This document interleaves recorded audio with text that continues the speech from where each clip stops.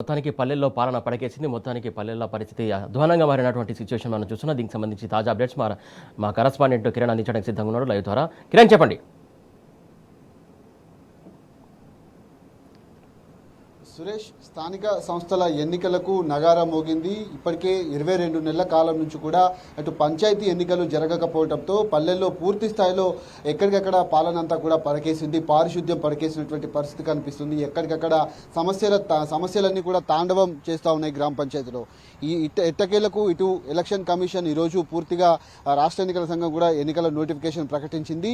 వచ్చే నెల 9వ తేదీ నుంచి కూడా నోటిఫికేషన్ విడుదలవుతుంది. పూర్తిగా షెడ్యూల్ ప్రకటించినటువంటి నేపథ్యంలో 9వ తేదీ అంటే అక్టోబర్ 9వ తేదీ నుంచి నోటిఫికేషన్ విడుదలవుతుంది. అదే రోజు నుంచి నామినేషన్ల ప్రక్రియ కొనసాగుతుంది. మొత్తంగా 5 దశల్లో ఈ ఎన్నికలు నిర్వహించాలని కూడా సూచించింది. అయితే ఎంపీటీసీ జెడ్పీటీసీ ఎన్నికలకు సంబంధించినటువంటి అంశంలో మాత్రం పూర్తిగా ఎక్కడికక్కడ ఎన్నికల ప్రక్రియ ఏదైతే ఉందో ఎంపీటీసీ జెడ్పీటీసీ ఎన్నికలు 2 దశల్లో, సర్పంచ్ ఎన్నికలు వార్డు మెంబర్ల ఎన్నికలు ఏవైతే ఉన్నాయో అవి కూడా 3 దశల్లో నిర్వహించాలని కూడా సూచించింది. మొత్తంగా 23వ తేదీ వచ్చే నెల 23వ తేదీన మొదటి దశ, 27వ తేదీన 2వ దశ.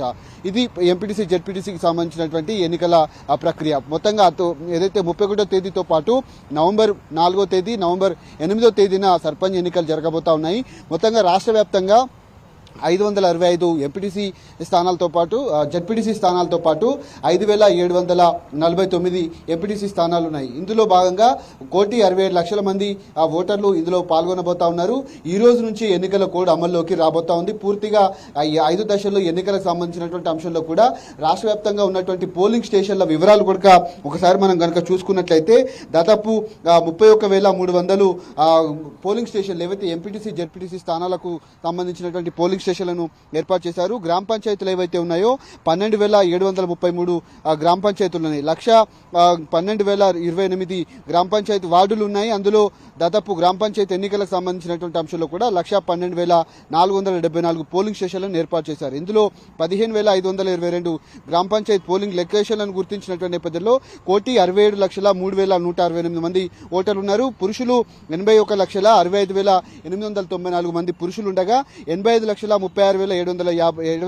మంది ఇటు పురుష ఓటర్లు ఉన్నారు. ఇందులో భాగంగా ఎన్నికలకు సంబంధించినటువంటి అంశంలో కరీంనగర్ జిల్లాలో 2 గ్రామ పంచాయతీలు, ములుగు జిల్లాలో దాదాపు 25 గ్రామ పంచాయతీలకు ప్రస్తుతానికైతే ఎన్నికలు నిర్వహించట్లేదు. 5 దశల్లో ఎన్నికలు నిర్వహించేందుకు ఈ రోజు నుంచి ఎన్నికల కోడ్ అమల్లోకి రాబోతా ఉంది. రాష్ట్ర వ్యాప్తంగా 31 జిల్లాల్లో కూడా ఎన్నికల నగారా మోగినటువంటి నేపథ్యంలో వచ్చే నెల 9వ తేదీ నుంచి ఈ ఎన్నికల ప్రక్రియ అంతా కూడా ప్రారంభం కాబోతుంది. నవంబర్ 11వ తేదీ వరకు ఎన్నికల ప్రక్రియ అంతా కూడా పూర్తయిపోతుంది. కేవలం 10, 11, 12 నిమిషాల్లోపే రాష్ట్ర ఎన్నికల సంఘం తన ప్రెస్ మీట్ ను కూడా ముగించినటువంటి నేపథ్యంలో ఇటు సమస్యలకు సంబంధించినటువంటి అంశాలు కావచ్చు, కొన్ని ఇష్యూస్ కూడా ఇప్పటికే చాలా వరకు రిజర్వేషన్ల అంశం కావచ్చు, హైకోర్టు అంశాలు కావచ్చు, అవేవి కూడా ఏదైతే మీడియా సమావేశంలో అడిగేటువంటి క్వశ్చన్లకు కూడా తాను సమాధానం కూడా చెప్పలేకపోయారు. పూర్తిగా తాను కూడా వెళ్ళిపోయినటువంటి పరిస్థితి మనకు కనిపించింది.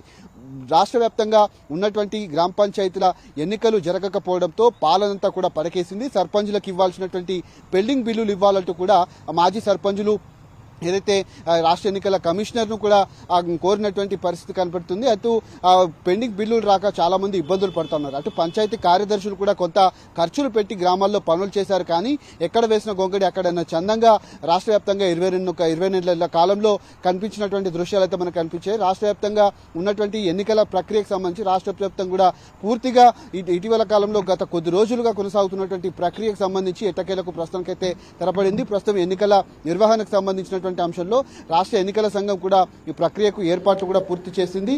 వచ్చే నెల 9వ తేదీ నుంచి కూడా ఎన్నికలకు సంబంధించినటువంటి ప్రాసెస్ కూడా మనకు జరగబోతోంది. అటు సర్పంచ్ ఎన్నికలకు సంబంధించి కావచ్చు, ఎంపీటీసీ జెడ్పీటీసీ సంబంధించి కావచ్చు, 5 దశల్లో ఎన్నికలు అయితే జరగబోతా ఉన్నాయి. Right, thank you Kiran.